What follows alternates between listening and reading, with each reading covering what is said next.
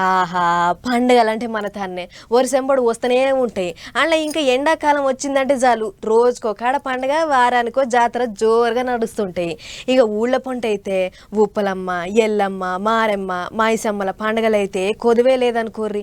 సరే గా పండుగల ముచ్చట ఇంకా చెప్పుకుందాం కానీ ముందుగాలనైతే నాగోబ జాతర ముచ్చట ఏం దాకొచ్చిందో ఎట్లెట్లా నడుస్తుందో చూద్దాం పర్ర సరే. ఆదిలాబాద్ జిల్లాలున్న కేస్లాపూర్లో నాగోబా జాతర రెండో నాడు జోరుగా నడిచింది. తొలత నాడు మేస్రం వంశపోలు గుడిని శుద్ధి చేసి పవిత్ర గంగా జలంతో అభిషేకం చేసి పెద్ద పూజలు చేసిర్రు. ఆటంకాల ఆడబిడ్డలు పాత పుట్టను తవ్వి కొత్త పుట్టను తయారు చేసిర్రు. ఆ పుట్ట మట్టితోనే దేవుళ్ళ బొమ్మలు తయారు చేసి నాగోబాను కొలుసుకున్నారు. అట్ట వెనకటి సందోస్తున్న వాళ్ళ ఆచారంలో కేస్లాపూర్లో ఉన్న మేస్రం వంశపోలు రెండో నాడు మహాపూజను చేసిర్రు. గా పూజలు అవుతుంటే ఇట్ట బూరెలు ఊదేటోళ్ళు బూరెలు ఊదిర్రు, డోలు కొట్టేటోళ్ళు డోలు కొట్టిర్రు.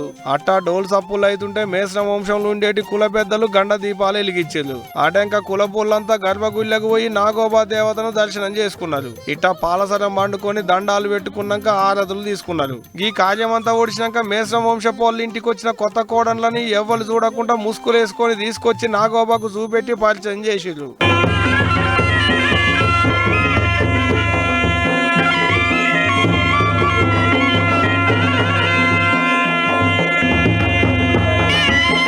అంతేకాదు జిల్లా కలెక్టర్ సారు, ఎస్పీ సారు, జిల్లాలుండేటి పెద్ద పెద్ద ఆఫీసర్లంతా వచ్చి నాగోబాకు పూజలు చేసిర్రు. గిరిజనుల డోలు సప్పుళ్ళు, ఆటలు పాటలు, సాంప్రదాయ నృత్యాలతోని ధూమ్ ధామ్గా నడిచినాయి సంబరాలు. నాలుగో నాడు అంటే సోమవారం నాడు ప్రజా దర్బారు పెడతారట.